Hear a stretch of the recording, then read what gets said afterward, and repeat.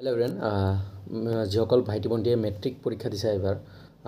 তোমালোকে ডিফাৰেণ্ট কলেজত এডমিশ্যন ল'বা যিসকলে মানে গভমেণ্ট কলেজত এডমিশ্যন ল'বা তোমালোকে এটা ভুল নকৰিবা যে প্ৰথমত দৰ্পণ এপ্লাই কৰি তাৰপিছত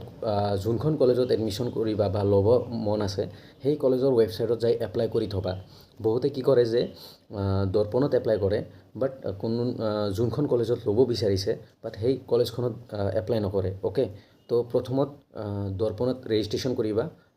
মোবাইল নাম্বাৰ তাৰপিছত সেইবোৰ যিমান তোমাৰ নাম মোবাইল নাম্বাৰ সেইবোৰ দি এটা পাৰ্টিকুলাৰ মোবাইল নাম্বাৰ লাগিব মানে তোমাৰ এটা পাৰ্টিকুলাৰ মোবাইল নাম্বাৰ লাগিব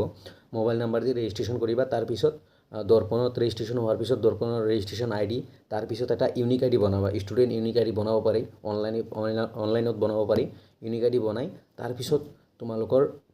এখন মানে যোনখন কলেজত ল'বা সেই কলেজৰ ৱেবছাইটত যাই তোমালোকে এপ্লাই কৰিবা যিসকল এইবাৰ মেট্ৰিক দিছা এইচএছৰ কাৰণে